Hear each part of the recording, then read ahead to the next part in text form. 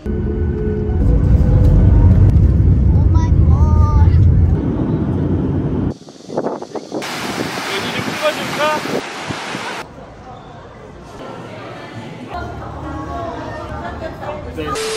and namaste everyone, welcome back to my YouTube channel. I hope सबैजना सन्चै हुनुहुन्छ होला, सन्चै छैन भने पनि आफ्नो राम्रो केयर गर्नु होला, ख्याल गर्नु होला।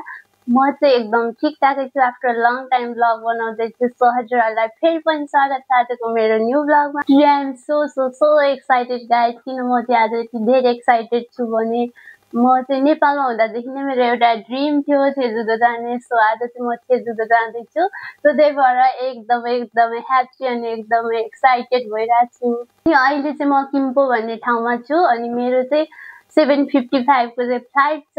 सो म चाहिँ अब चाहिँ यहाँदेखि निस्किन लागेको।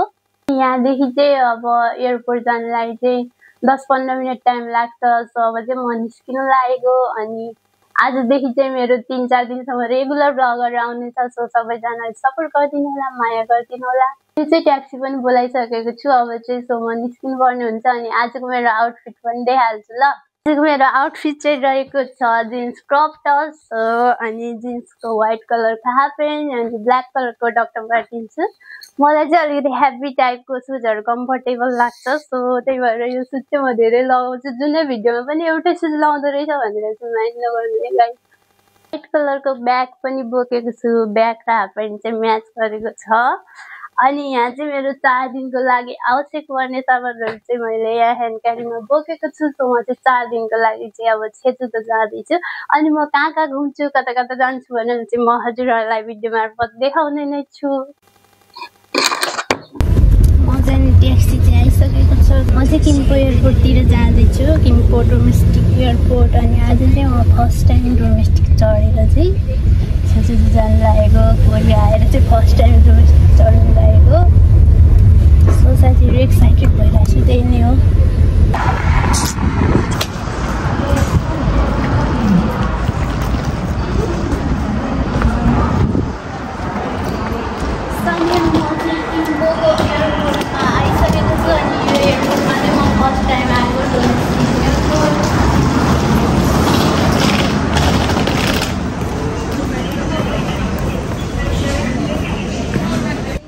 फर्स्ट अफ अल चाहिँ मैले बोर्डिङ लिएँ अनि बोर्डिङ लिएर चाहिँ अब म जाँदैछु ब्याग पठाउनुको लागि। मलाई चाहिँ घुम्न भनेपछि चाहिँ एकदम रमाइलो लाग्छ हैन। बिहानै उठेर आएको तर पनि कस्तो रमाइलो भइरहेछ।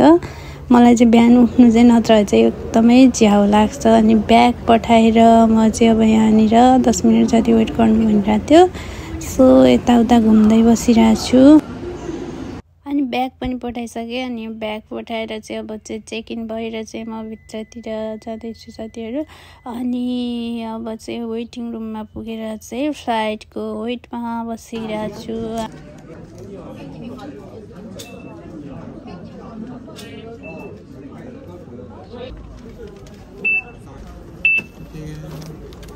अब चाहिँ फ्लाइटको टाइम पनि भइसकेको छ। सो म चाहिँ एकदमै एक्साइटेड भइरहेको छु साथीहरु हैन। अनि एक्साइटेड भएर चाहिँ म जाँदैछु। अनि म चाहिँ कोरियाको चाहिँ फर्स्ट टाइम हो डोमेस्टिक। सो त्यही भएर पनि होला एकदमै एक्साइटेड भइरहेको छु। अनि नेपालमा चाहिँ अलिकति डोमेस्टिक आउँदैन। सो त्यही भएर मलाई डर लाग्थ्यो। यहाँ चाहिँ कस्तो हुन्छ आई डोन्ट नो। मेरो फर्स्ट एक्सपिरियन्स अहिले भन्छु ल हजुरहरुलाई कस्तो हुन्छ भनेर। अनि मैले चाहिँ झ्यालको छेउमा सिट लिएको चाहिँ भ्यू हेर्दै जानु पर्यो भनेर। सो आज चाहिँ भ्यू हेर्दै रमाइलो गर्दै जानु। साथीहरु मेरो चाहिँ अब जाने टाइम पनि भइसक्यो।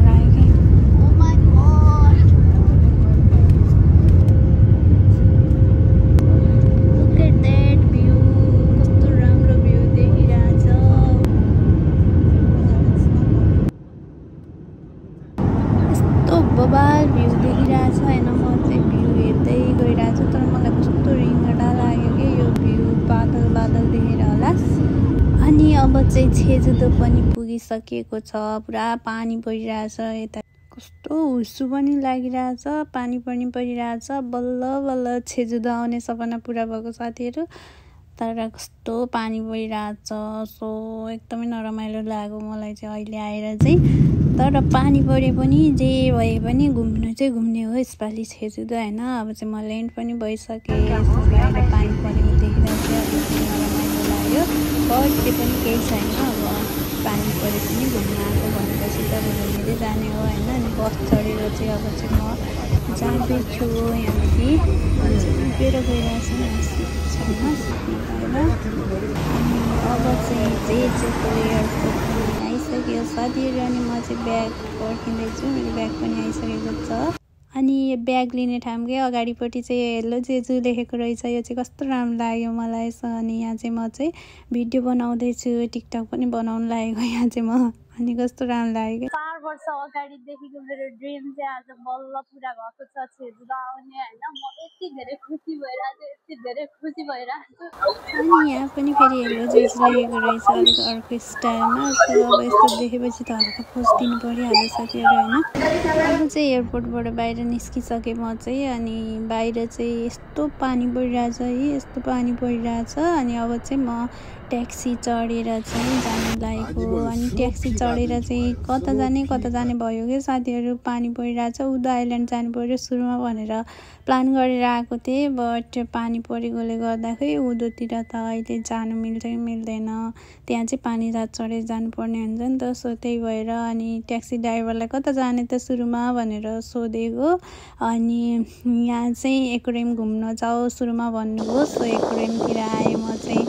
अनि यो जेजुमा चाहिँ खतरा एकोरेम रहेछ क्या यहाँनिर। अनि यहाँ चाहिँ राम्रो छ, यहाँ जाऊ सुरुमा, त्यसपछि उदो जानु भन्नुभयो। सो यतातिर आउँदा चाहिँ पानी अलिकति रोकिसकेको थियो, बट हावा चाहिँ चलिरहेछ। अहिले जेजुको एकोरेममा आइसकेको छु। अनि यहाँदेखि चाहिँ हामी अलिकति पर गएर चाहिँ हामी उदो जानेवाला छौँ, उदो आइल्यान्ड। अनि त्यहाँ चाहिँ पानी रात चढेर जानुपर्ने हुन्छ अलिक परदेखि। सो त्यही भएर फर्स्ट अफ अल चाहिँ हामी यहाँ चाहिँ एकोरेम गएर घुम्ने, अनि त्यसपछि हामी फेरि उदो जाने। अहिले चाहिँ पानी पर्न पनि रोक्यो, यहाँ एकदम राम्रो भइरहेछ मौसम अहिले चाहिँ। फर्स्ट अफ अल चाहिँ मैले टिकट लिएँ, टिकट चाहिँ अलिकति महँगो रहेछ, 9 मान पर्दो रहेछ एकजनाकै। सो अनि टिकट लिएर चाहिँ सुरुमा छिर्दैछु म चाहिँ एकोरेममा। अनि यहाँ चाहिँ एकदमै राम्रो होइन, सी लाइफ चाहिँ मलाई एकदमै मनपर्छ। सो म पहिले बुसानमा जाँदा पनि गएको थिएँ, बुसानको एकोरेम एकदमै राम्रो लागेको थियो। सो अनि यहाँ पनि एकदमै राम्रो लाग्यो। अनि म चाहिँ अब हेर्दै इन्जोय गरिरहेको छु, फिसहरूसँग खेलिरहेको छु होइन। अनि यहाँ चाहिँ मान्छेहरू कति धेरै के मान्छे यति धेरै छ। अनि फोटोहरू भिडियोहरू मजाले खिच्न पाएको छैन। म चाहिँ टिकटकहरू पनि बनाउँदैछु, अनि यहाँ ब्लग पनि गरिरहेको छु। मान्छे हेर्नु न कति धेरै छ क्या मान्छेहरू, कस्तो क्युटिफाई केटीहरू कोरियनहरू, के साह्रो राम्रो हो। म चाहिँ फिसहरू भन्दा पनि यहाँनिर मान्छेहरू पनि हेरिरहेको छु क्या साथीहरू, मान्छेहरू कति राम्रो छ।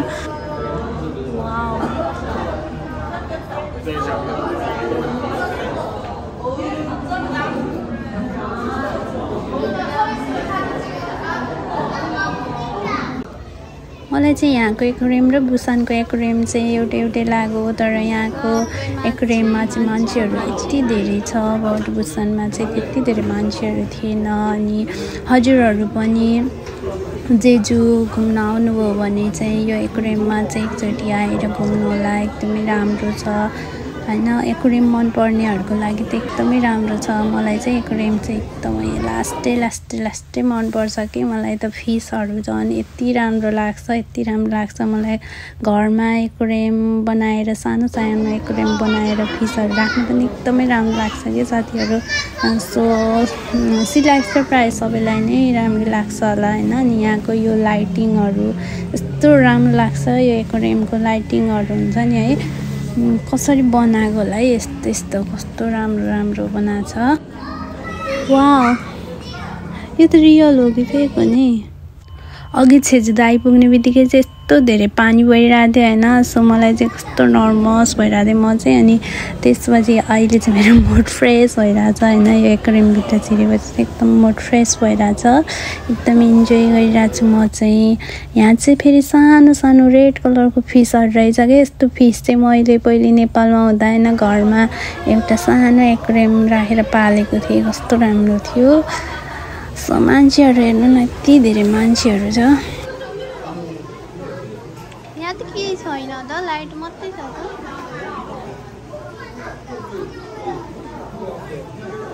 यस्तो भित्र यति राम्रो राम्रो बनाएको छ।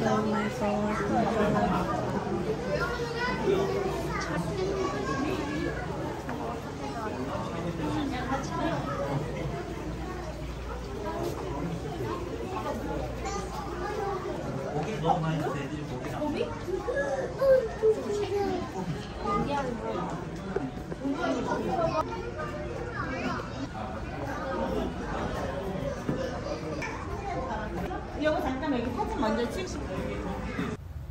यहाँ त कस्तो डर लाग्दो फिस रहेछ, हेर्दा पनि स्नेक जस्तो हैन। त्यसरी नै ढुङ्गाको च्यापमा बस्ने, कस्तो मुख गर्दा च्याप्प पार्दै बसिरहेछ। हेर्नु न कस्तो डर लाग्यो।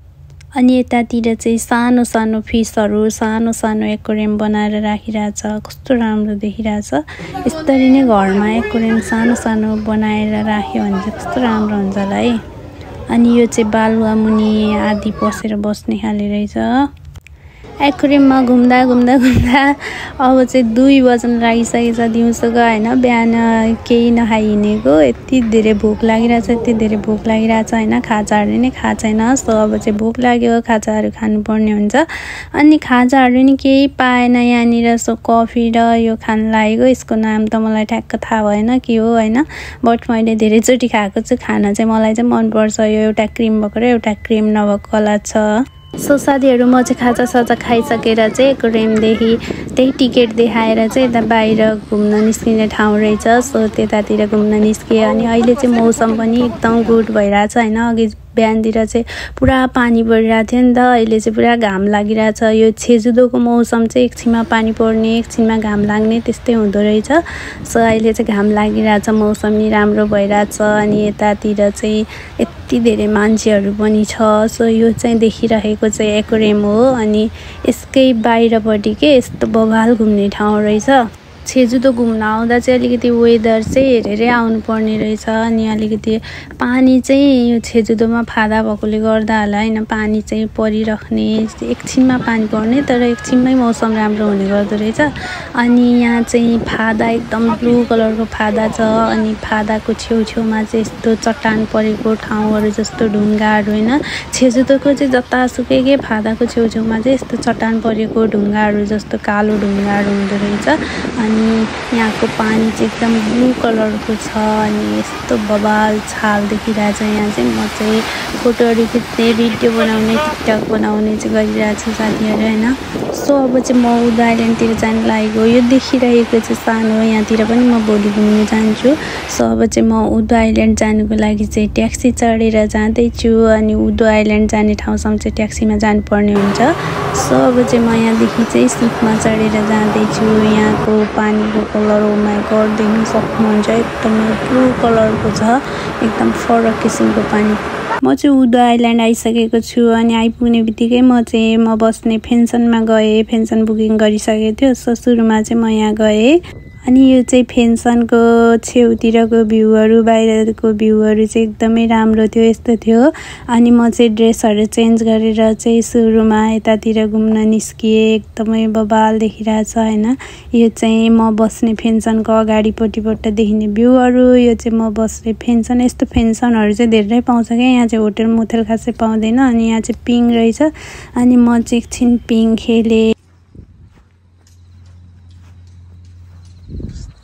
यतातिरको फेन्सनहरू चाहिँ मलाई चाहिँ एकदमै राम्रो लाग्यो। त्यसपछि म चाहिँ अब फेरि त्यसको छेउछाउ घुम्नु पर्यो भनेर एकछिन निस्किएँ। अनि अहिले चाहिँ बेलुकाको 6 बज्न लागिसकेको छ। सो भ्यूहरू खासै राम्रो देखिएको छैन। अनि म चाहिँ चस्मा लाएर हिँडिरहेको छु। अनि किन चस्मा लगाएको चाहिँ नभन्नु ल, मेरो आँखामा चाहिँ अलिकति प्रब्लम आइरहेछ। सो त्यही भएर चस्मा लगाइरहेको छु।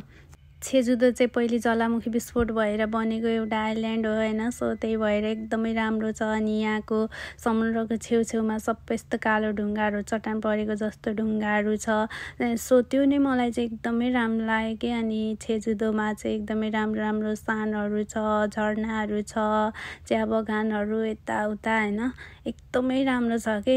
कोरियाको घुम्नै पर्ने ठाउँ छेजुदो जस्तो लाग्यो मलाई चाहिँ एकदमै। मेरो पनि पहिलादेखिकै ड्रिम थियो छेजुदो आउने। सो फाइनल्ली म चाहिँ अहिले धेरै वर्षपछि कोरियाको 4 वर्षपछि मात्रै आउन पाएँ होइन। अनि यहाँतिरको यो ढुङ्गाहरू चाहिँ मलाई सबभन्दा राम्रो लागेको। अनि पारी देखिरहेको चाहिँ छेजुदो। अहिले चाहिँ म उदो आइल्यान्डमा छु। अनि सो अहिले चाहिँ रात पनि परिसकेको छ, त्यस्तो राम्रो भ्यूहरू देखेको छैन। अनि म चाहिँ भोलि हजुरहरूलाई यता कता कता घुम्छु भनेर भोलि मर्निङको भ्यूहरू पनि देखाउने नै छु। सो आज चाहिँ अब मेरो घुमघाम खासै हुँदैन होला, अब यतैतिरको भ्यूहरू हेर्ने घुम्ने गर्छु। अब चाहिँ रात परेर भ्यूहरू पनि राम्रो देख्न छोडिसक्यो। सो अब चाहिँ म आज चाहिँ खानासाना खाएर रेस्ट गर्नुपर्ने हुन्छ। अनि भोलिको ब्लगमा कता कता जान्छु भनेर चाहिँ देखाउने नै छु। Thanks for watching, love you all, by.